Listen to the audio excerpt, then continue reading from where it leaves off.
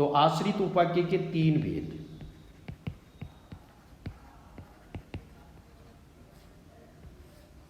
आश्रित उपवाक्य के तीन भेद, जिसमें पहला है संज्ञा उपवाक्य।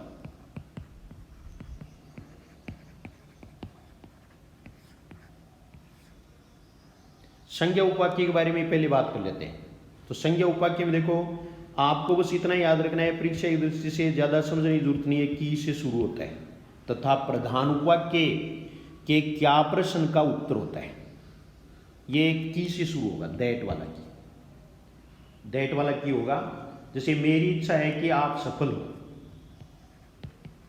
मेरी इच्छा है कि आप सफल हो। मेरी इच्छा है कि आप सफल हो। ये संज्ञा उपवाक्य, क्योंकि की से जुड़ गया, की से प्रारंभ हो रहा है। दूसरा देखिए विशेषण उपवाक्य।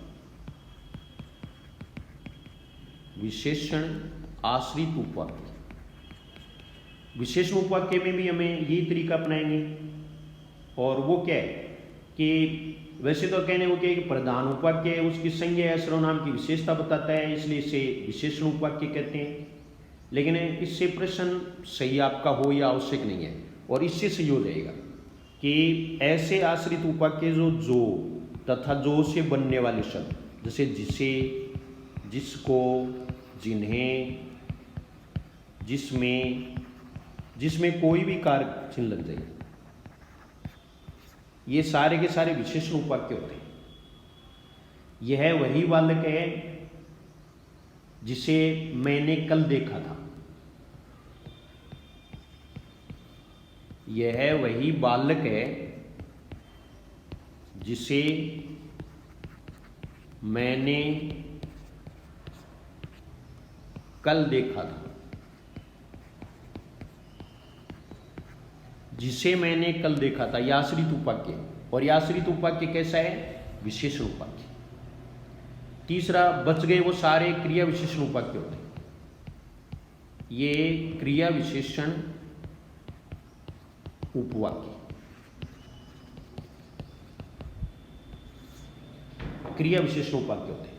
क्रिया विशेषण उपवाक्य वो इनसे शुरू होंगे, क्योंकि, यदि, वो सारे बच गए वेदिकरणी हो चुके, वो सारे इसमें आ जाएंगे, जो जिसे को छोड़ करके।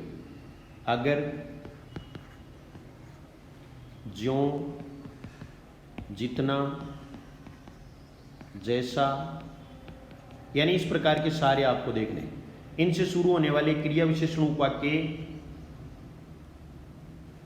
ये आश्रित क्रिया विशेषण उपवाक्य होते हैं। उदाहरण हम ले सकते हैं, जैसे एक उदाहरण है वो इसमें आप देखिए, जब मैं वहां गया तब वह खेल रहा था। जब मैं वहां गया तब वह खेल रहा था।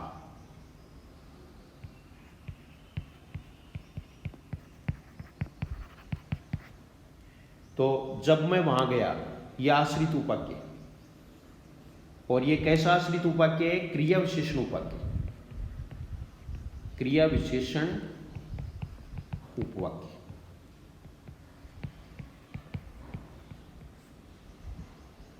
क्रिया विशेषण आश्रित उपवाक्य।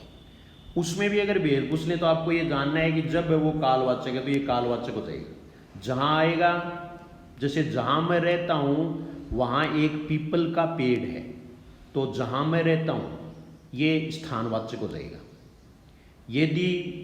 यदि तुम समय पर आ जाते तो ये घटना घटित नहीं होती। यदि से शुरू हो गया तो ये कौन सा हो जाएगा? ये संकेतवाचक, शर्त वाला। ऐसे इनके भेद भी किए जा सकते हैं।